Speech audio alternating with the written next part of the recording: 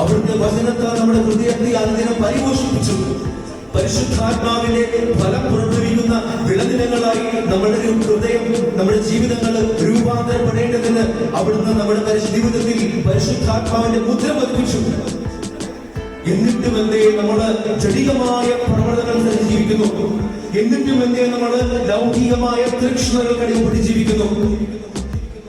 നമ്മൾ ചോദിക്കുന്ന ഒരു ചോദ്യമാണ്, എന്തുകൊണ്ടാണ് നമ്മൾ ജടികമായ പ്രേരണകളനുസരിച്ച് ജീവിക്കുന്നത്? റോമാക്കാർക്ക് ലേഖനം 8-ാം അധ്യായം 8-9 തിരുവചനം ഇപ്രകാരം സാക്ഷ്യപ്പെടുത്തുന്നുണ്ട്: ജഡികമായ പ്രവണതകളനുസരിച്ച് ജീവിക്കുന്നവർക്ക് ആർക്കും ദൈവത്തെ പ്രസാദിപ്പിക്കുക സാധ്യമല്ല. കർത്താവിന്റെ ആത്മാവില്ലാത്തവൻ കർത്താവിലുള്ളവരല്ല.